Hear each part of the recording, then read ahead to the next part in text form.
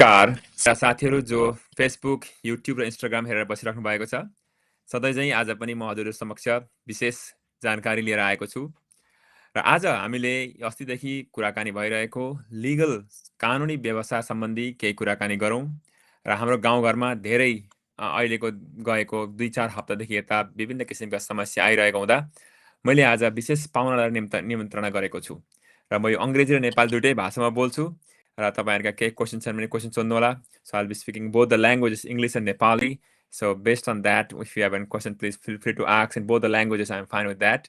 And first, let me introduce. I have prepared your introduction in Nepali, so I'll be reading out your introduction in Nepali, and then after that, we'll go from there. मसँग हुनुहुन्छ वार्ता दोरान भनेर. र वार्ता दोरान उहाँ Mexican आप्रवासीकी छोरी हुनुहुन्छ. उहाँ एल्पेसो टेक्सासमा मेक्सिकोको बोर्डरको सिटीमा जन्मिनु भएको हो. उहाँ 8 सन्तानकी कान्छी छोरी हुनुहुन्थ्यो र उहाँ कलेजमा हुँदा उहाँका बुवा आमाले उहाँले नागरिकता पाउनु भएको थियो र उहाँ अहिलेसम्म भन्नुहुन्छ प्रेसिडेन्ट रेगनको पालामा अमेरिकाको आप्रवासी सम्बन्धी नियम बहुतै राम्रो थियो र त्यसको उपज त्यसको भाग्य भए त्यो भाग्यका कारणले उहाँले आफ्नो नागरिकता पनि पाउनु भएको हो. र वार्ता, thank you for coming and you welcome. Glad to be here. Thank you. मसँग हुनुहुन्छ क्रिस सुक भनेको रेनोल्ड्सबर्गको सिटी एटर्नी हुनुहुन्छ. गएको 5 वर्षदेखि उहाँ रेनोल्ड्सबर्गमा सिटी एटर्नी हुनुहुन्छ. मसँगै समकक्षी काम गर्नुहुन्छ.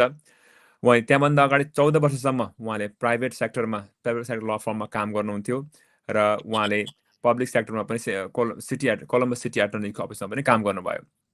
उहाँ रेनोल्ड्सबर्गमा धेरै समयदेखि बस्दै हुनुहुन्छ र उहाँले सिटी अफ रेनोल्ड्सबर्गका सिटी काउन्सिल मेम्बर सिटीका जुनै पनि इकाइ छन् उनीहरूमा कुनै पनि कानुनी समस्या परेको ठाउँमा उहाँ त्यसको लागि वकालत गर्नुहुन्छ, सिटीको पक्ष लिएर वकालत गर्ने गर्नुहुन्छ. र यति भन्दै म उहाँहरूलाई आज क्वेसन सोध्छु. त्यही तपाईँहरूका क्वेसन पनि हजुरहरू सबैजनाले क्वेसन राखिदिनु होला र नभुलिकन सेयर गर्नु होला, कमेन्ट गर्नु होला, लाइक गर्नु होला.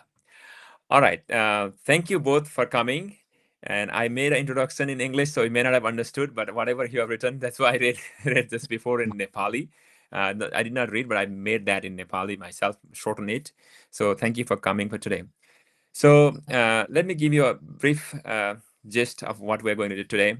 For last, let's say, 15-20 days, we have seen a significant number of Bhutanese American detained by ICE across the country. As of today, that we knew about is in Ohio, we have 4 people. We had 4 people detained. That's none to us. In Pennsylvania, there are 20 people detained, and there are people in New York. There are people in Texas, and across the country, the number I think goes 30 plus by now.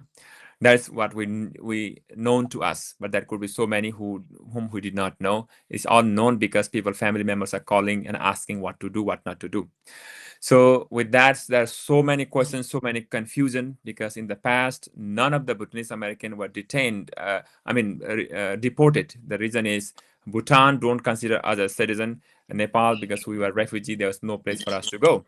So because of that, none of the people, they were deported. But now they are telling that we will be deported back to Bhutan, which is never happened in the past. So our worry is that if they're deported, many bad things could happen to them. So based on that, we'll be talking about know your rights. What are our rights as immigrants here, those who are non-citizens? So those are I have prepared 7 or 8 questions based on that, and audience also might be asking. So with that, let me start with the Chris. I have a very general question based on non-immigrants for anybody. Then I'll be coming back specific to immigrant question. So can you tell us what is an executive order? Because that is a big thing now. Everybody tells that our president is signing executive order, what else, what not. So what is that in a broad sense? Then we'll go down to the specific questions. Yeah, I mean, I can speak generally to what an executive order is supposed to be. I mean, we are living in new times right now. So an executive order is supposed to be the executive's interpretation of existing law, whether that be constitutional law or existing statutory law. It's not supposed to be new law. It's just supposed to be, that particular administration's interpretation. It has to be reasonable. It can't be inconsistent with existing law, and it cannot be new law. There are a flurry of executive orders that come out every presidency. This one probably more so than we've seen in the past. And those, will get challenged in court. They always get challenged in court. And the courts will determine whether the executive order is consistent with existing law. Thank you मैले उहाँलाई सोधेको थिएँ executive order भनेको चाहिँ के हो किनभने अहिले धेरै समाचारमा सुनिन्छ एक्जिक्युटिभ अर्डरमा आज राष्ट्रपतिले साइन गरेर भोलि साइन गरेर भन्ने कुरा सुनिन्छ यो के हो भन्दा चाहिँ उहाँले भन्नुहुँदैछ एक्जिक्युटिभ अर्डर भनेको एक्जिक्युटिभ ब्रान्च जो राष्ट्रपतिले अहिले भएको कानुनलाई कानुन मातहत रहेर अर्को बनाउने नियम हो त्यो नयाँ कानुन बनाएको त्यो नियम हो तर राष्ट्रपतिले बनाउने गर्छन् त्यसलाई चाहिँ कोर्टमा गएर यो उनले लेखेको एक्जिक्युटिभ अर्डरलाई भयो कि भएन भनेर भन्ने गरेको हुन्छ भन्ने उहाँले भन्दै हुनुहुन्छ Thank you, Chris. So now I'll ask one more question to you, then I'll go to Vartha. So I hear these things a lot in a Bhutanese American community because I interact with them, so I hear from them. Maybe it's true for other communities as well. Many times they have some kind of problem with the law. Maybe they get a speeding ticket, they have some kind of felony, some kind of misdemeanor, whatever it may be. Many people, I don't want to say all, many people, they wanted to go to the court, get it done. They get it done quick and fast. In that sense, they go and plead guilty. And I wanted to, my question is, what is that? What is guilty, not guilty, and no contest? So can you explain the situation on those things? Before that, I'll make this question in Nepali as well so that everybody understand, my audience also understand. मैले उहाँलाई सोधेको थिएँ हामी धेरैजनालाई कतिजनालाई भनौँ धेरैजनालाई कतिजनालाई कोही बेला हामीले टिकट पाएका हुन्छौँ स्पिडिङ टिकट हुन्छ कोही बेला मिसडिमिनरको टिकट हुन्छ कोही बेला फेलनी विभिन्न किसिमका समस्या पाएर हामी अदालत जानुपर्ने हुन्छ अदालतमा गएकोलाई हामी कतिजनालाई चाहिँ जाने बित्तिकै छिटो छिटो गरेर मामला सकियोस् म फेरि त्यहाँ नजानु परोस् भनेर हामी के गर्छौँ जाने बित्तिकै गिल्टी भन्छौँ कारण किन गिल्टी भनेको भने छिटो सकिन्छ फाइन तिर्ने घर आउने ढुक्काले सुत्ने भन्ने कुरा हुन्छ अनि मैले उहाँलाई सोधेको छु यो गिल्टी भनेको के हो नट गिल्टी भनेको के हो नो कन्टेस्ट भनेको के हो यो गर्दा हामीलाई कस्तो खालका चाहिँ कन्सिक्वेन्सेस हुन्छन् भनेर मैले उहाँलाई सोधेको छु र उहाँले के भन्नुहुँदो रहेछ alright Chris Yeah, so a guilty plea, that's the easiest one to kind of explain. It's an admission of guilt. Whatever the charge is, if you go in and you plead guilty to that, you're admitting that you committed that criminal offense. Typically, for something more serious than a minor traffic ticket, if you come in and plead guilty, you're going to see a magistrate or a judge. And they will make sure that you understand your rights before they will accept your guilty plea, including rights as a non-citizen. They're required to ask you about your citizenship status. No contest plea is the one that's, I think, for a lot of people more complicated to understand, but it operates much like a guilty plea. It is not an admission of guilt, but it's an admission of the facts that are alleged. And if the facts fit the charge, then you are found guilty. So, a no contest plea also can't be used against you if you are sued later on because it's not an admission of guilt. I think we most often see no contest pleas used in traffic accident cases, OVI accident cases, where you can anticipate someone possibly being sued after the fact, and they don't want that plea to be used against them.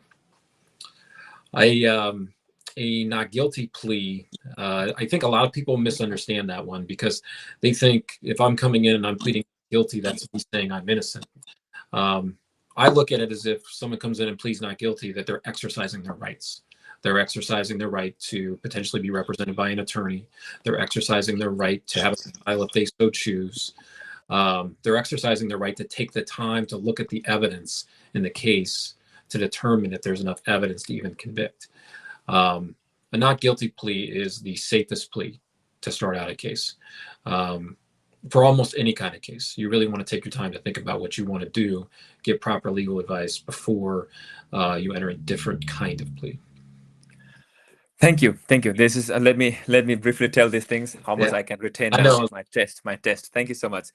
र उहाँलाई मैले सोधेको त्यो क्वेसनको जवाबमा भन्नुहुन्छ उहाँले नट guilty भनेको चाहिँ के हो भने तपाईँले जो तपाईँलाई अभियोग लगाइएको छ त्यो अभियोग स्वीकार गरेको हो ठिक छ मैले यो काम बिगारेँ मलाई जो बिगारेको भनेर अभियोग लगाएको छ त्यो अभियोग स्वीकार गरेर म जो त्यहाँबाट हुने सजाय सम्पूर्ण सजाय भोग्न म तयारी छु भनेर त्योलाई चाहिँ एडमिसन गरेको मैले मानेको कुरालाई गिल्टी भनियो र नो कन्टेस्ट भनेको चाहिँ नो कन्टेस्ट भनेको र नट गिल्टी लाइक गिल्टी भनेको नो कन्टेस्ट र गिल्टी चाहिँ एउटै कुरा हुन्छ। तपाईँले नो कन्टेस्ट भन्दा तपाईँले गिल्टी गरेको नभने पनि त्यहाँ जो भएको त्यसलाई स्वीकृत गरेको हुन्छ। तर नो कन्टेस्ट भन्दा चाहिँ फेरि तपाईँलाई त्यसको अभियोग अर्को पालि केहीमा त्यसलाई इक्जाम्पल लिएर लाउन नसक्ने अवस्था हुन्छ। र अन्तिमको गएर जो हामी धेरै मान्छे चुकेका हुन्छौँ, नट गिल्टी भन्नु चाहिँ त्यति बेला त्यो स्वीकार नगर्नु भनेको तपाईँले आफ्नो अधिकारलाई प्रयोग गरेको हो। अब नट गिल्टी भने पछाडि के भने तपाईँले ठिक छ, मलाई जो अभियोग लागेको छ त्यो अभियोगलाई म अदालतमा गएर फेरि आफ्नो लयरसँग गएर म कुराकानी गर्छु। त मेरा कस्तो अभियोग लागेको छ अभियोगलाई अध्ययन गर्छु। अध्ययन गरेपछि म यसलाई कसरी समाधान गर्ने भन्ने कुराको पक्षमा काम गर्छु भनेर चाहिँ भनेको। र यो नो कन्टेस्ट भनेको नट गिल्टी सबैभन्दा उत्तम उपाय हो जुन चाहिँ हामी सबैजनाले प्रयोग गर्नुपर्छ। र त्यसो गर्दाखेरि चाहिँ हामीहरूले त्यो आफूले पाउनुपर्ने सम्पूर्ण अधिकारको पनि प्रयोग गर्न सकिन्छ भनेर उहाँले भन्नुहुँदैछ। र thank you Chris. Now I'll go to Bartha. Chris, do you have to say anything else on those two things, or you have done with those two? Good? Okay. Yeah, I So think that now, about covers. Yeah, I might okay, have overdone. thank you. So Bartha, now I'll be coming to you questions based on today's question of the day, because these are the more, I'm just waiting for the audience to come, because now we have around 80 people watching. So I want people, please share. तपाईं share गरिदिनु होला, तपाईं comment पनि लेख्नु होला, question लेख्नु होला. So now the question is about primarily focusing on ICE. So first, the basic question I want to ask, and then go about. I have 8 questions prepared, and maybe some audience will be asking some more questions. If I have a green card, will a criminal conviction affect my status? So let me explain this question into Nepali as well, so that everybody will understand. सबैजना तपाईको question लेख्नु होला। मैले attorney हुनुहुन्छ, उहाँलाई म question सोध्दैछु।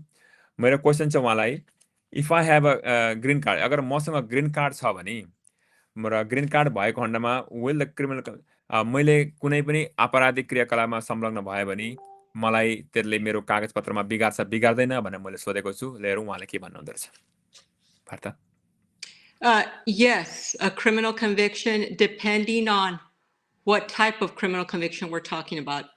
For example, if you're a lawful permanent resident, there's certain, for example, there's aggravated felonies under federal law, under immigration law, that is a deportable offense. So what is that? There could be crimes of moral turpitude that if you plead to and are you convicted of, and even if, let's just, the concern is right now, so first to answer your question, as a lawful permanent resident, there are certain convictions, yes, that are deportable, and you can lose your green card. But with that said, even if you've been charged, can you be detained? That's what's going on now. Even if you haven't been convicted, you can still be detained based on the criminal offense that you're charged with. So it's again, it's what's an aggravated felony. There could be, for example, something that's very serious, a drug trafficking case. Okay, conviction for that, and you're a lawful permanent resident. That's an aggravated felony, and you will lose your residency status. For example, a crime of moral turpitude. Well, what's that? It could be, it depends. It could be, when you think of crimes of moral turpitude, there's no definition. For crime of moral turpitude, there's no definition. It could be something that's immoral. So what's immoral? It could be something that's considered fraudulent. It could be so many different charges. So if you're asking me if I can give you a list of what specific offenses, I cannot. It depends on what they're actually charged with and whether it falls under an aggravated felony, whether it falls under a crime of moral turpitude or that sort of thing. And also, my fear right now, what I have seen as a criminal defense attorney and immigration attorney, my focus is on the immigration consequences of my clients. So basically, my role is to protect them from pleading to, as far as a conviction that will deport them. Okay. Now, so in answering that, what's going on now, I've never seen before, where I've gotten phone calls on lawful permanent residents that were detained for a conviction of maybe 10 years ago, 15 years ago, which they were able to renew their green card, which maybe, again, they never applied for naturalization, for citizenship and so forth. But and I'm sorry, I can go on and on with this type of I just want to make sure I'm answering your question, or if you're asking for more specifics or into what details or what a specific charge, a specific conviction. No, thank you. That's a big question because so many people were asking. So मैले उहाँलाई सोधेको थिएँ, अगर मसँग green card छ, अगर तपाईसँग green card छ भने त्यस्तो मान्छेहरूलाई चाहिँ कुनै पनि क्रिमिनल कन्भिक्सन, कुनै पनि कानुन भङ्ग गरेको अपराधको लागेको मामला लागेको छ भने त्यसलाई चाहिँ समस्या हुन्छ हुँदैन भन्दा चाहिँ उहाँले भन्नुभयो हुन्छ है, त्यस्तो हुनसक्छ ग्रीन कार्ड भएको मान्छेलाई। त्यहाँ कस्तो हुन्छ भने एग्राभेटेड फेलनी भनेको अब कुनै आपराधिक क्रियाकलाप अथवा मोरल टर्पिट्युड भनेको उहाँको मोरल भनेको एउटा सामाजिक मान्यताको विपरीत केही काम गरेको भनेर लागेको छ भने पनि त्यस्तो मान्छेलाई पनि समस्या आउन सक्छ। अब सामाजिक मान्यतालाई केलाई भन्ने त, सबै कानुनिक मान्यतालाई यस्तो कुरालाई भन्ने मापदण्ड पनि छैन र ग्रीन कार्ड भएको मान्छेले जसलाई पनि त्यो लाग्न सक्छ भनेर उहाँले भन्नुहुँदैछ।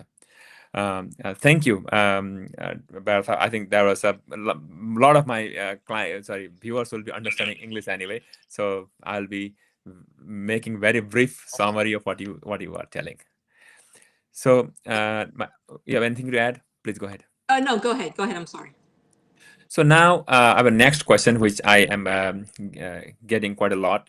What should I know as a non-citizen facing criminal charges? So let me interpret this question for my audience as well. म नन सिटिजन छु भने, नन सिटिजन भनेको ग्रीन कार्ड I-94 जुनै पनि स्ट्याटस नागरिकता भएको छैन भने त्यस्तो अवस्थामा मलाई कुनै पनि क्रिमिनल अपराधिक अभियोग लागेको छ भने मैले के गर्नुपर्छ भनेर मैले उहाँलाई सोधेको छु. So now please share your answer. Well, first of all, as even Chris had mentioned, if you are charged with any type of offense and if you go before a judge, before you actually plead guilty to anything, the judge, the magistrate, reads you the advice of non-citizen to explain to you that there may be consequences, that because you're not a U.S. citizen, what the judge or magistrate is basically explaining to you is that there may be consequences if you are convicted, and by pleading guilty, it becomes a conviction, and there may be consequences: deportation, denying naturalization, denying admission to the U.S. Now, it's an advisement. That's it. It's not, doesn't mean that that's going to happen to you. The magistrate or the judge, they're not an immigration judge. They're basically, as far as just informing you, just advisement to the individual before they plead. And they'll even ask you, if you want to speak to an immigration attorney prior to pleading today, you can ask for a continuance and so forth. But a lot of what I see with my she got disconnected. I'm Hispanic myself and so forth, is they believe that what it's being interpreted to them, they don't speak the language, they believe that the interpreter is informing them that they're going to be deported, that they're, and that's what they understand, and that scares them, and they panic, they begin to panic. So again, it's an advisement. It doesn't mean it's going to happen. If it's for example, driving without a license, okay?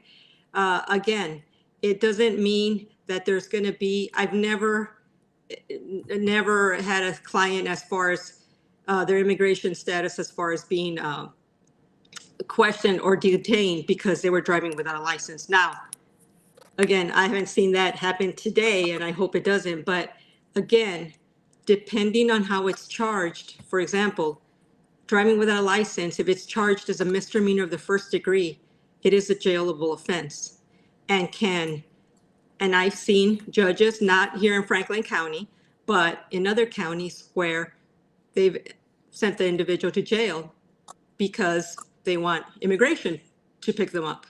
Okay, that does happen, and I've seen that happen where on some counties outside of Columbus, of Franklin County, I tell my clients, no, you're not going by yourself. I'm going with you to ensure that that doesn't happen, because those judges know me, and when I represent them, they don't send them to jail. But I've had when clients come back to me and say, and where a family member was sent to jail by a particular judge. So again, in answering these questions, I have to let you know it depends. It depends on what happens and so forth. And so the most important thing is they're read an advice of non-citizen. I just feel a lot of immigrants don't understand what that means. Okay. That it's an advisement doesn't mean it's going to happen. And they fear that the judge is telling them, you're going to jail, you're going to be deported. I don't know if in your community, if that's what individuals are, that's what's scaring them when they're hearing that from a judge or from a magistrate. Yes, yes. Thank you, Mom. Let me tell that in a brief, whatever we've told for the people who understand only Nepali language. I cannot tell whatever you To told, but I think stop, I'll make it are we? just. मैले उहाँलाई सोधेको थिएँ अगर तपाईँले मैले सोधेको question चाहिँ what should I Hello? do what should I know as a non-citizen facing criminal charges मैले उहाँलाई भनेको थिएँ म नन सिटिजन छु र मलाई क्रिमिनल चार्जेस आयो भने त्यसलाई के गर्नुपर्छ भनेर सोधेको थिएँ त्यसको कुरामा can you hear me I can. Okay. Okay. She got disconnected.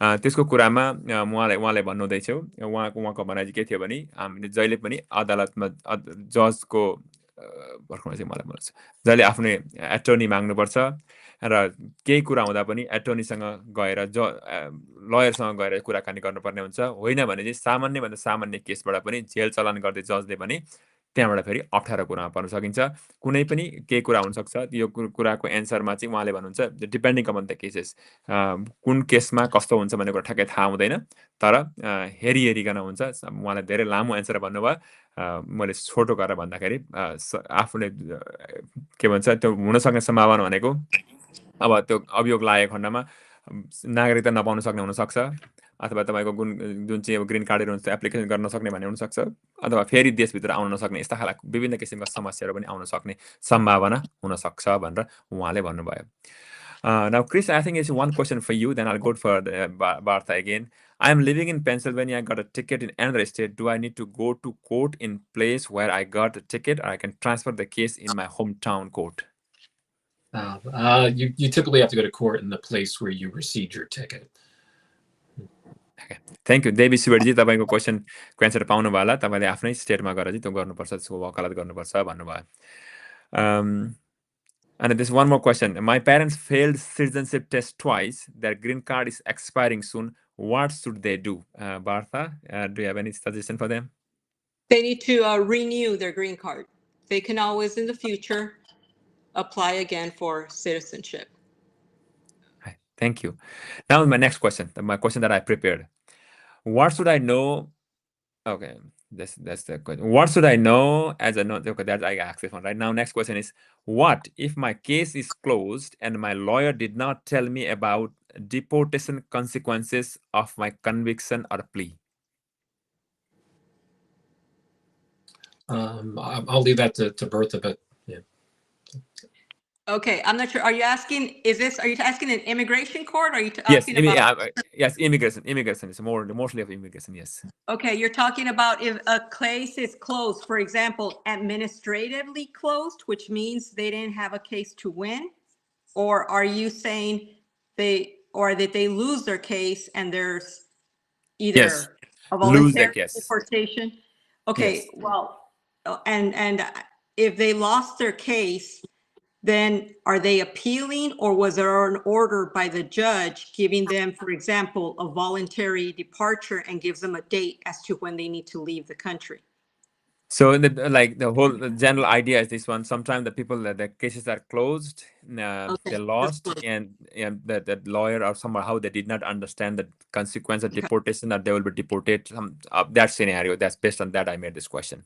Okay. I think I understand the question. I think what you're asking, Bowen, is if they went through a plea in criminal court, but they were not advised during their plea that it could have immigration consequences, what can be done with that? Yes. Okay, then if that's the case, then you should be able to get that vacated. You would have to submit a motion as far as to withdraw the plea based on the fact that they were not given their advisement of non-citizenship. So yes, that can and the judge, that case should be vacated.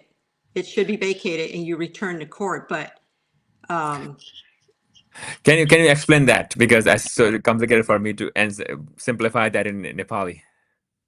Okay, so in a criminal court, if you plead guilty to a charge and the judge, you are not a U.S. citizen, and the judge failed to advise you of your non-citizenship as far as the consequences, immigration consequences, okay, you should be able to return to your attorney and ask them to do a motion to vacate, to basically to withdraw, okay? Okay. To Okay. withdraw your guilty plea, and then you start all over again. Thank you मैले सोधेको थिएँ उहाँलाई अब नजानिकन डिपोर्टेसनको consequence नजानिकन जजले निर्णय दिएको छ भने के गर्ने भन्दाखेरि जजसँग गएर चाहिँ यो केसलाई त मुद्दालाई वापस लिने भ्याकेट भन्नुभयो अनि भ्याकेट लिइसके पछाडि फेरि सुरुदेखि त्यो मामला अगाडि बढेर त्यसको कुरा समाधान गर्ने भन्ने कुरा उहाँले बताउनु भयो thank you Martha, now I have a few other questions that which are happening every single day. र म हेर्ने साथीहरू तपाईँ जो हुनुहुन्छ तपाईँका क्वेसन राखिदिनुहोस् है तपाईँका क्वेसन म सोध्न तपाईँहरूलाई हामी सबैका लागि भनेर बनाएको आज यो कार्यक्रम How does immigration enforcement know about the criminal conviction or charges against a person or against me? Many different ways. It could be Oh, that. let me explain that in Nepali first. Sorry, Sure. sorry, my bad. मैले उहाँलाई सोधेको थिएँ उहाँको question के थियो भने how does immigration enforcement how does ice भनेको आइसले चाहिँ तपाईँलाई भएको अभियोग जुन चाहिँ क्रिमिनल कन्भिक्सन त कसरी चाल पाउँछ भनेर चाहिँ उहाँलाई मैले क्वेसन सोधेको थिएँ उहाँले भन्दै हुनुहुन्छ answer go ahead please If you're applying, for example, say you're a lawful permanent resident and you're applying for citizenship status, your criminal convictions will show because you have to take a background check. So basically, if there's anything, if you've ever been charged and you were either fingerprinted, but it's also based on your social security number.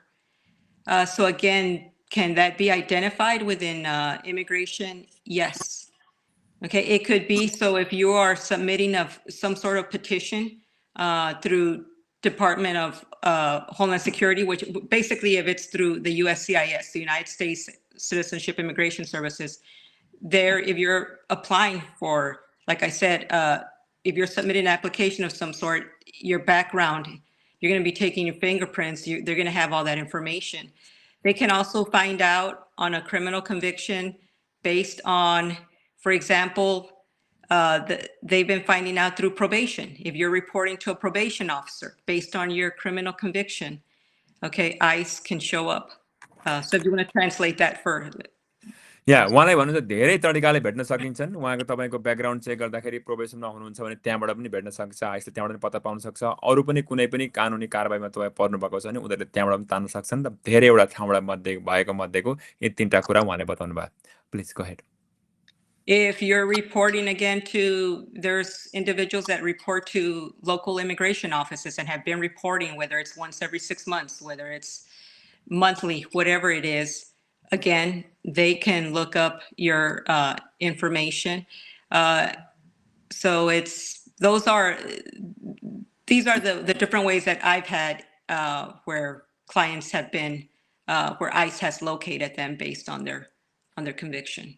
अनि तपाईँको त्यो monthly checkup गर्नुपर्ने हुन्छ त्यहाँ गएर जानुभयो भने पनि त्यहाँ पनि भेट्न सक्छन् भन्ने कुराकानी गर्नुभयो now I have other question which happened last week nut last yesterday not in this state but different state from same our community member I mean as usual there are so many people who have a same first and last name like both everything same and maybe the gender also is a male and same first and last name so not in Ohio but different state but a person whom I know personally the ICE officers showed up in the person's house with a paper in their hand.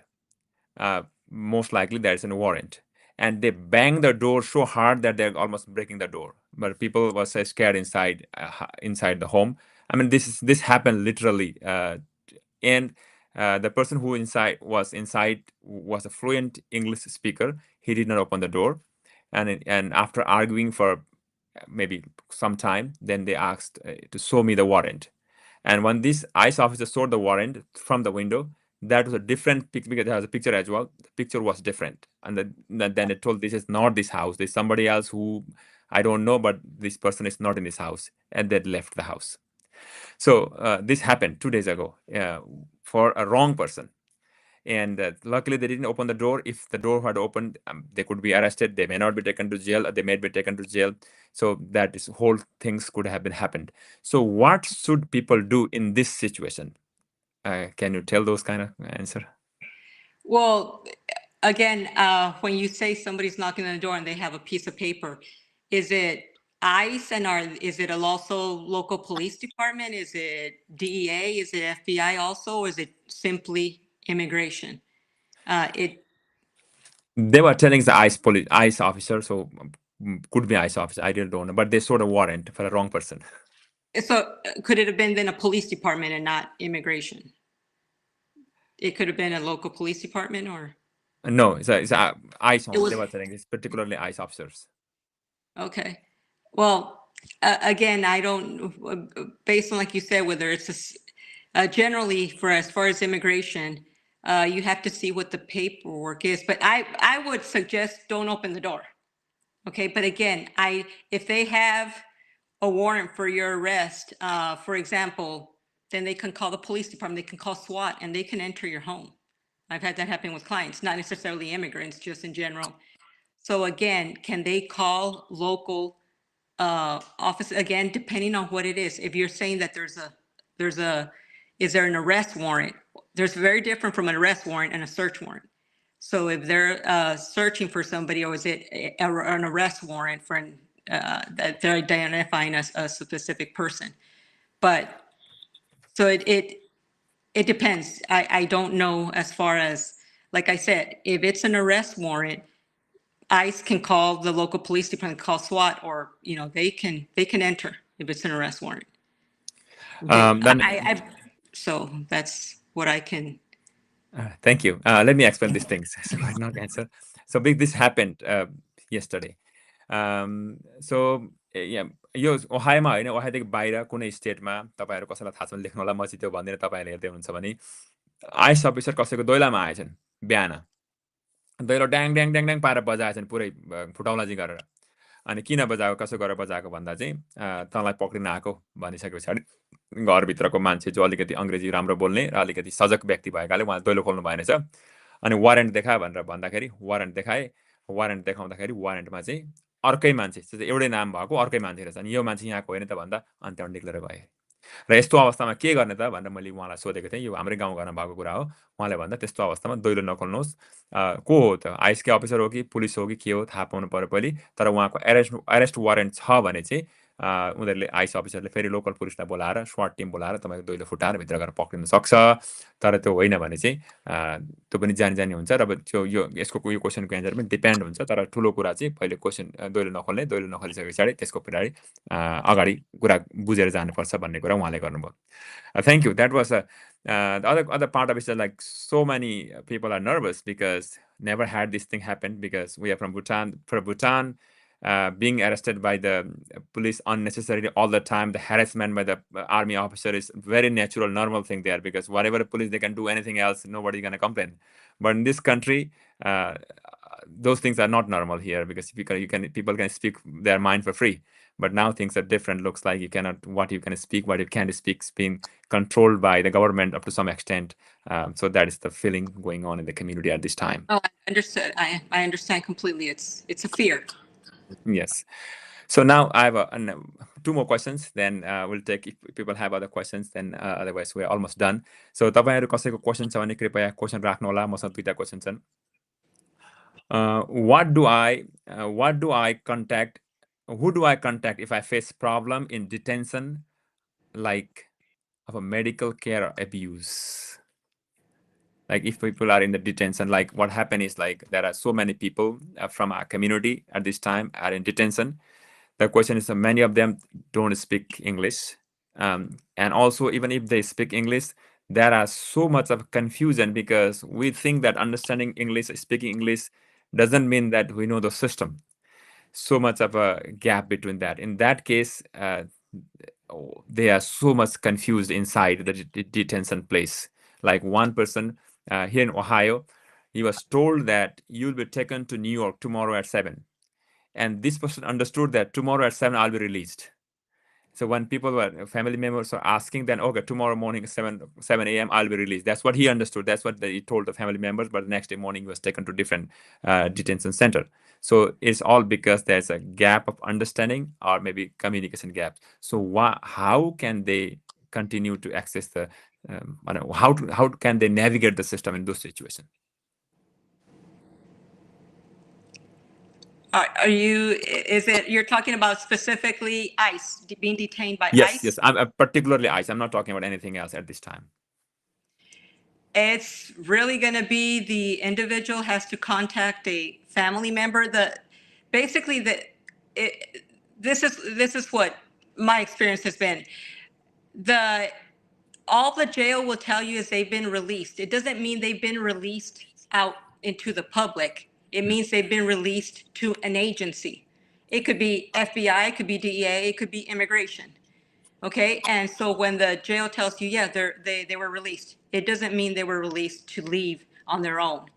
Okay, so, and no, they're not gonna notify anybody, they're not gonna notify family, they're not required to, they're not gonna notify. If the individual, I understand what you're saying, if the individual isn't aware of what's going on with, they're not gonna inform you, they're just gonna take action and transport you to the next facility or again, or if you're actually released and so forth. So I don't know of anything at this point, and I understand my majority of my clients are Spanish speakers. They don't understand what's going on, or they believe it's or they don't know what's going on. And yes, it's basically, if they can make a phone call and to a family member, and they, again, like they're told that, oh, they're gonna be released tomorrow, but it doesn't mean they're gonna be released to go out. So I'm sorry, I wish I could tell you something different, okay, as far as how to navigate in that respect. But the jail staff, if they don't speak the language, they're not gonna, there is no, I understand there's no interpreter, so I'm sorry, I don't have an answer for that. I don't. Thank you. Let me explain this thing to the folks. So तपाईँहरू जो हेर्नु हुँदैछ तपाईँहरूले ख्याल गर्नु होला है त, आइसको डिटेन्सन सेन्टरमा कोही हाम्रा भाइहरू बहिनीहरू कोही जानुभएको छ र उहाँ आइस अफिसरले भनेको कुरा बुझ्नु भएन भने उहाँहरूलाई भाषागत कठिनाइ परेको खण्डमा इन्टरप्रेटर दिने व्यवस्था छैन, जो भाषा दिने व्यवस्था छैन। जो मान्छे जो छ उसले आइसको अफिसरले भनेको बुझेन भने उसले बुझेन त्यो बुझाउनु पर्छ भन्ने कुनै पनि आइसलाई कानुन छैन, बुझाउनै पर्छ भन्ने छैन। उसले बुझोस् नबुझोस् उसलाई जो कारबाही गर्नुपर्ने हो आइस अफिसरले कारबाही गर्छन्। यसको लागि मसँग कुनै पनि उत्तर छैन अहिले, के गर्ने कसो गर्ने त्यो समस्या मैले बुझ्नु त बुझेँ, तर त्यसको समाधान म पनि जान्दिनँ, यसको के हो कसो कुरा मलाई थाहा छैन भनेर भन्नुभयो उहाँले। Thank you. Wow, I was not thinking that way. I was thinking a little different. So now my last question is, I have a couple of questions, not last. What if my conviction makes me subject to mandatory detention? I think this is obvious answer, right? What was the question? What if my conviction makes me subject to mandatory detention? You're going to be detained. I mean, there's no way you're not going to be released. Absolutely, there's no way to get you released. Well, you could have an attorney or not. If it's mandatory, hold. All right, thank you. So now I have one more question, which is a lot of people asking. These are the questions which I prepared before, as people ask, and I put together and ask you these questions. Other question is, in the past, until now, there were understanding was that refugee will not be deported. So is there any case load of maybe the case, whatever in the court case, that refugees deported to their country? For like for us, we are from Bhutan. So until now, none of the Bhutanese, former Bhutanese refugees are deported to Bhutan until now. Will there be possibility they can deport us to Bhutan? That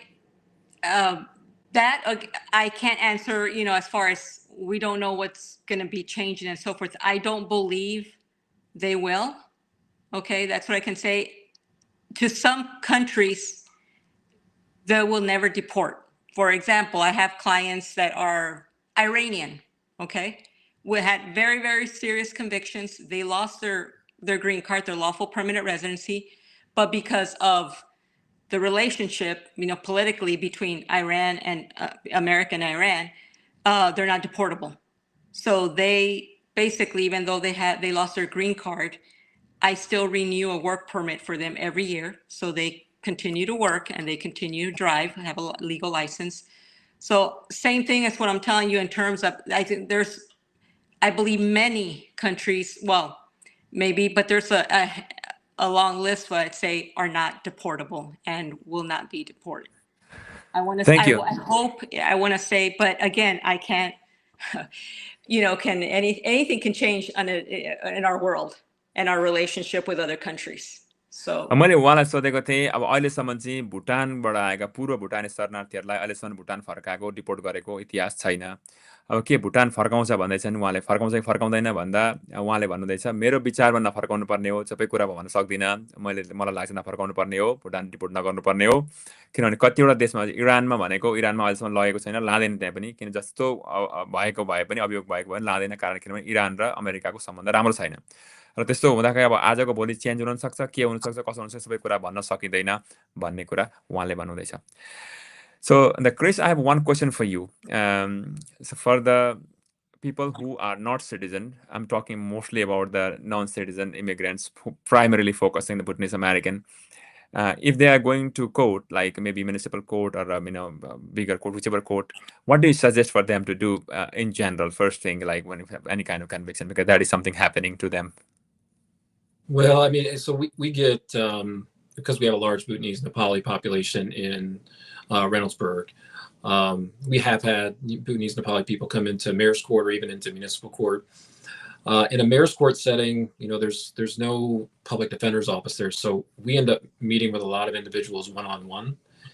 And if they are there for anything that's a jailable offense, anything that's more serious than a minor misdemeanor traffic ticket, we are almost always advising them to transfer it to the municipal court so they can get an attorney appointed to represent them if they can't afford one, or to hire their own, because we're not an immigration attorney. And I don't want to be in a position where I'm letting someone plead to a charge that could possibly get them deported. We had the situation with a young man last Thursday in mayor's court, was in on a theft case, and he was a green card holder. And it's a tough case to transfer because it actually occurred in the Licking County part of the city, which is known to be a tougher court. And he wanted to plead guilty. I just didn't feel comfortable with it. I didn't feel comfortable with him entering a plea of guilty with a green card status until he's talked to an attorney. So we ended up transferring him. Let me explain this. मैले उहाँलाई सोधेको थिएँ, अब हाम्रो focus गरेको भुटानी American जो छौँ उहाँहरूको लागि, सबैका लागि हुन्छ, जो मैले बोलेको भाषा बुझ्नु सबैका लागि हुन्छ हुन चाहिँ यस्तो जो नागरिक भइसक्नु भएको छैन, जस्तो ग्रिन कार्ड छ अथवा I-94 हुनुहुन्छ भने यस्ता मान्छेहरूले अदालतमा जानु परेको खण्डमा कस्तो कस्तो खालको काम गर्नुपर्छ भनेर मैले उहाँलाई सोधेको थिएँ। उहाँले भन्नुहुन्छ केस हेरी हुन्छ, तपाईले सकेसम्म त्यो समस्या परेको छ भने आफ्नो अदालतमा जाँदाखेरि अदालतमा गएको बेला कानुनी सल्लाह लिनका लागि लयर एटर्नीलाई पक्रिने, एटर्नीको सहायता लिएर अगाडि बढ्ने, कुनै पनि मामला अवश्य छ भने। उहाँले एउटा उदाहरण दिनुभयो, अस्तिको हप्ताको एउटा भाइ, वयस्क भाइ हुनुहुन्थ्यो, उहाँ जानुभयो अदालतमा, एउटा कुनै सामान्य चोरीको मामला लागेर उहाँ जानुभएको थियो र उहाँ चाहिँ लिकिन काउन्टी पाटाको हुनुहुन्थ्यो र उहाँले चाहिँ उहाँ ग्रिन कार्डमा हुनुहुन्थ्यो र उहाँले चाहिँ म गिल्टी प्ली गर्छु भनिहाल्नु भयो, म सजाय जो लागेको चाहिँ त्यो उसको जिम्मेवारी म लिन्छु भन्नुभयो। त्यसो भन्दा सिटी एटर्नी सुकले चाहिँ भन्नुभयो तिमीले यो नगर, किनभने तिम्रो ग्रिन कार्ड छ, यसको उपज भनेको, यसबाट निक्लिन सक्ने कन्सिक्वेन्स भनेको नराम्रो हुन सक्छ र तिमीलाई चाहिँ लिकिन काउन्टी कोर्टमा गएर चाहिँ अदालतमा गएर चाहिँ एटर्नी लिएर त्यो मामलालाई फसेल्नुपर्छ भनेर सल्लाह दिनुभयो। Chris, go ahead. I think as a general rule, if you are not a citizen, and I would say this for anyone who's a green card holder or not a green card holder, if they don't have any papers at all, I would tell them plead not guilty and talk to an attorney for anything available. र उहाँले अर्को कुरा नि भन्नुभयो, सिधा सादी भन्नुहुँदैछ, तपाईँले भनेको हामीले जस्तो अवस्थामा गएको छौँ भने पहिले गएर नट गिल्टी प्ली गर्ने, नट गिल्टी प्ली गरेर अनि त्यहाँबाट एटर्नी लयर लिएर गएर अगाडि मामलामा अगाडि बढाउने, त्यस्तो गरियो भने तपाईँलाई सजिलो हुन्छ भन्नुहुँदैछ। Thank you, Chris. Now, before we end, one question. Bartha, do you have anything else? No, just simply in terms of right at this point, I'm advising as far as, and this may be for other communities, not specifically yours, just if you're For example, if you're a dreamer, which I call a deferred action for childhood arrival, I'm telling them at this point, don't request a travel document to go visit your homeland, just because my fear is, what if you can't get back? Or a lawful permanent resident, don't leave the country, especially if you have convictions. Because I've seen 1 or 2 cases when they attempted to return and entering the US, they were detained by ICE, even though the conviction was 15 years old. Okay. Wow. So my fear is, again, it's changing day by day. And again, whether it's a refugee status that's now a lawful permanent resident, just because if any convictions at all, just I would say, don't leave the country. Wow, that's important. Thank you. Thank you. You brought that up. I did not think of that. I think this is so important. हामी त Yeah. सबैका लागि बहुतै महत्त्वपूर्ण कुरा उहाँले भन्नुभयो। सबैजनाले यो ख्याल गर्नु होला है त। उहाँले भन्नुहुँदैछ अगर तपाईँ ग्रिन कार्डमा हुनुहुन्छ अथवा कुनै पनि स्ट्याटसमा हुनुहुन्छ भने अथवा ड्रिमर हुनुहुन्छ भने त्यस्तो मान्छेहरूले चाहिँ सकेसम्म तपाईँले आफ्नो कुनै पनि विदेशमा यहाँदेखि जाने कुरामा नगर्नु होला। सकेसम्म नगर्नु होला। नगई नहुनै छ भने तपाईँको आफ्नै कुरा रह्यो, तर नगर्नु होला। कारण किनभने उहाँले भन्नुहुँदैछ त्यस्तो अवस्थामा कोही मान्छेहरूलाई देश फर्कियो अमेरिका आउनै नदिएको अवस्था पनि छ। कोही मान्छे सामान्य किसिमको क्राइम भएको तर 15-20 वर्ष अगाडि भएको तर अब यहाँ आउन खोज्दाखेरि त्यस्तो मान्छेले रोकेको अवस्था हुँदाखेरि तपाईँको भरिसक्कै त्यस्तो अवस्था हुने मान्छेले देश छोडेर नगएको राम्रो हुन्छ र त्यो सल्लाह चाहिँ म देश छोडेर नजानका लागि सल्लाह दिन्छु त्यस्तो अवस्थामा भन्नुभयो। तपाईँको केही क्वेसन छ भने प्लिज तपाईँ क्वेसन राख्नु होला। नबिर्सिकन सेयर गरिदिनु होला है, त्यसको बुढी आउनु थिचिदिनु होला। Chris, do you want to add anything else? There is one other thing I wanted to mention, because I just want to go back to that question you had earlier about executive orders. And one example that has come up that's clearly, at least in my opinion, and I think Bertha agrees, is the executive order about birthright citizenship. That is an example of an executive order that they think interprets existing constitutional law that clearly does not. The plain language of the Constitution could not be more unambiguous on this subject matter, and I would expect that particular executive order to be shot down by the courts. मैले पहिले सुरुमा executive order के हो भनेर सोधेको थिएँ, त्यसमा Chrisley फेरि दोहोऱ्याएर आउनुभयो। उहाँले भन्छ एक्जिक्युटिभ अर्डरमा जुन राष्ट्रपति ट्रम्पले साइन गर्नुभएको छ, जुन चाहिँ उहाँले भन्नुहुन्छ बर्थराइट सिटिजन जो मान्छे अमेरिकामा जन्मेका छन् ती मान्छेहरूलाई नागरिकता पाउनुपर्छ, स्वतसिद्ध नागरिकता पाइन्छ भन्ने यहाँको नियम छ। त्यो नियमलाई उहाँले परिवर्तन गर्न भनेर एक्जिक्युटिभ अर्डर पास गर्नुभएको छ। त्यस्तो खालको एक्जिक्युटिभ अर्डर भनेको चाहिँ अदालतमा गइसकेपछि तिनीहरूलाई भङ्ग हुन्छन्, किनभने त्यो भयङ्करै मजाले कोर्टले संविधानमा प्लेन ल्याङ्ग्वेज सिम्पल भाषामा लेखिएको छ कि जो चाहिँ कुन किसिमले चाहिँ बर्थराइट जन्मिने बित्तिकै स्वतसिद्ध नागरिकता हुने भनेर लेखेको छ। हो त्यस्तो खालको एक्जिक्युटिभ अर्डरले चाहिँ कोर्टमा गएपछि तिनीहरूलाई चाहिँ रोक्न सकिन्छ भन्ने कुरा गर्नुहुँदैछ। I have one question here from Bartha from Khagendra Bhandari. Can a naturalized Bhutanese Nepali visit Nepal or India at this time? Can a naturalized citizen? I believe so, as a naturalized citizen. I believe so. I understand the fear of everyone at this point. But again, I've had no issues as far as with naturalized. As long as, again, I've had no issues with that. I think they're safe for a naturalized citizen. So that is a question that I think Khagendra, he asked me a question. That was a question asked by many people to me last 10 days, maybe 15, 20 people asked me. I am a citizen, I have a passport, I have everything else.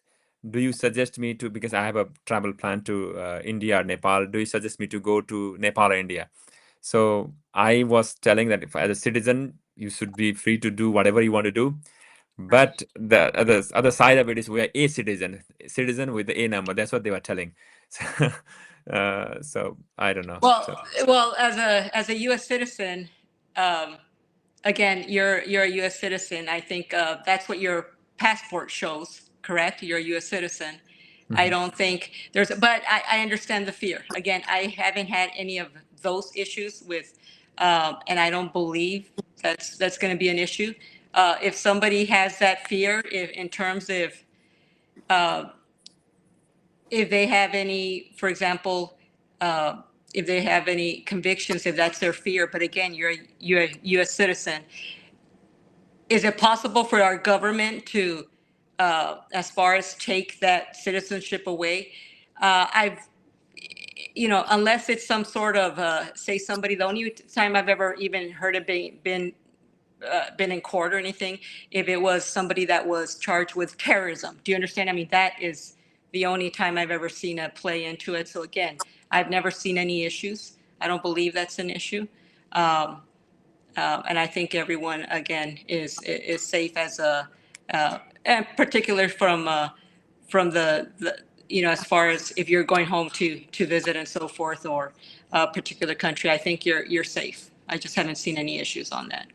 Thank you let me explain that उहाँले भन्नुहुन्छ अगर तपाईँ नागरिक हुनुहुन्छ US citizen हुनुहुन्छ भने जानलाई कुनै समस्या नहुनुपर्ने हो जान त्यस्तो बिल्कुल जानलाई कुनै रोकटोक नहुने पनि एज युएस सिटिजन तपाईँको लागि खुला हो त्यस्तो समस्या नहुनुपर्ने हो त्यस्तो समस्या हुँदैन भन्ने मलाई लाग्छ अहिलेसम्म मैले त्यस्तो इस्यु केही पनि देखेको छैन यहाँको नागरिकता खोसिन्छ भन्दा कुनै पनि आतङ्कवादी घटनामा संलग्न भएको मान्छेको खोसिन सक्छ नभए खोसिन सक्दैन त्यस कारणले गर्दा त्यो समस्या केही नहुने पर्ने हो भनेर उहाँले भन्नुभयो There's other question also, Chandra Gimre asking, can a citizen with no conviction, can a citizen with no conviction can travel abroad?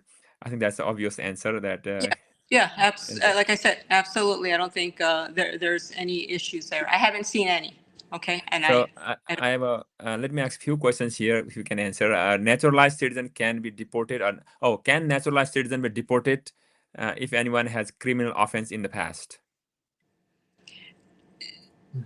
Again, the only thing, it would have to be something as serious, like a terrorism act. That's the only. There's very few as far as ways to, or with a criminal conviction, it'd be something as severe as a terroristic act in order for your citizenship to be taken away. So I don't believe if there's somebody that's being charged with terrorism, they're going to be detained. They're going to be in jail and so forth. It's not going to be somebody that's going to be traveling back and forth. So again, I've never seen any issues on citizenship with any type of conviction. Okay. Thank you. So we have 9 more minutes, then I'll take 1 or 2 questions, then we'll be done. I have one question here. I got a ticket due to over speeding 4 years ago.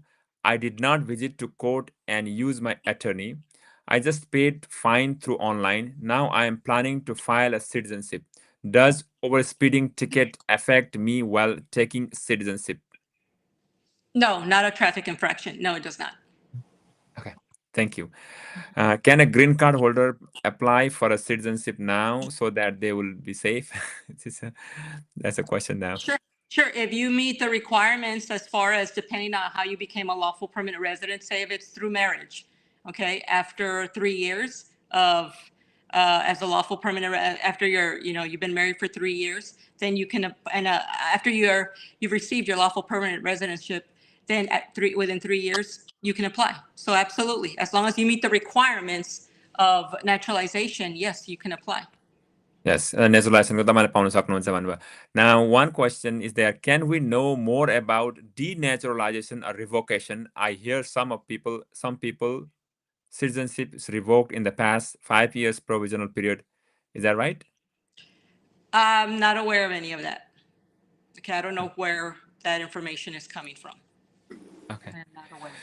Can a permanent resident without a criminal record can travel fearlessly? It's a big question. I believe so. Now again, you know how we're hearing in the media that people are being detained because of political, depending on, as far as politically your political views. I don't know of any specifically. That's in the media. I don't know if that's, as far as what's going on there, but with the clients that I deal with, that's never been an issue. But okay. So this is the last question, then we'll stop. So then this is a very practical question that happened the other day. If I have my passport and everything, and ICE comes to my house with a family members that does not speak very well English, what could possibly happen? Those family members are immigrants? Yes, with the passport, everything is there, but they don't speak English. Like same thing happened in yesterday. The ICE officer showed up in the wrong house. If they don't speak English. Okay, but do they have legal status? I guess is what I'm asking. Do they have legal status? Yes, citizen, passport, oh, yes. They're a citizen and passport, okay. So they just need to show their passport and if they're a citizen. I don't think Are you saying they don't want to show it or they don't want to open the door? I'm a little confused. So the question is like this. In general, it is like there are many people who don't speak English, and they are citizen, and they have a common first and last name, and what happened in the different place. The confusion with the same name. So this particular case, this person speaks English and was very fluent in asking those questions. But in the situation when the person doesn't speak English, cannot answer out of fear, what will happen to that situation? He's saying, what if? I don't know. I can't tell you what's going to happen. If you're saying they have the wrong individual, I would hope that ICE would determine that it's the wrong individual. Okay. All right. Thank you, Bartha. You answered so many questions. So now the last question is like, there are people who may want to reach out to your law firm or something like that. In that case, do you do those kind of things? If you share your number, a website or something like that, because there's so many people are watching and maybe looking for, right now, everyone is looking for an immigration attorney. Okay. I'd be happy to share my generally it's really my cell number that I share because I'm always in court. I'm never in my office, and I'd be happy as far as to just, again, generally the immigrants that I deal with are Spanish speaking from Spanish speaking countries and so forth. So if I'm not familiar with a particular, whether it's a TPS status from a different country and so forth, again, I'd be happy to, if it's something I cannot handle, I can always refer them to a different immigration attorney. But if you want my number, it's 614-638-8994. That's my cell number, only because if you call my office, it's going to go straight to voicemail. Okay. And again, just if they can call just during the day, don't call at midnight. I'm not going to be answering the phone. I'll be asleep and so forth. But anyway, but I'd be happy to answer any questions. A lot of what I do is simply answer questions that people are scared, and sometimes it's just to answer a simple question. Okay, so I'd be happy. All right. Thank you, Bartha. Thank you, Chris. This is a lot. This means a lot to entire community, and there were so many questions here in the chat. And Chris, if you get a chance, if you can, I don't think I can answer this question. If you have a minute in the future, if you please do answer some of those questions. And also community members, those who are watching, please do ask those questions here in the chat. I'll try to answer. I'll try to connect you. And I have a number. I can share this number for Bartha. And I'm very, very thankful for both of you. If you want to add anything else towards the end, please feel free to do. Then we'll close in the next 2 minutes. I just want to thank Bertha for being here. You're a wealth of knowledge about an area of law that quite frankly, the vast majority of attorneys do not understand. And so it's not just any attorney that you can talk to. You need to find someone who understands this particular area of law. And even as Bertha indicated, there may be even more specific questions in that area of law that may require another attorney. So, well, thank you, Chris, and I appreciate it. Yeah, I'd be happy to help. Like I said, a lot of it is answering questions, and that's really it. And I feel like I have the knowledge and I can help. And I'm blessed with so much work. So it's just, if I can help somebody, it's absolutely give them my number. Thank you. All right.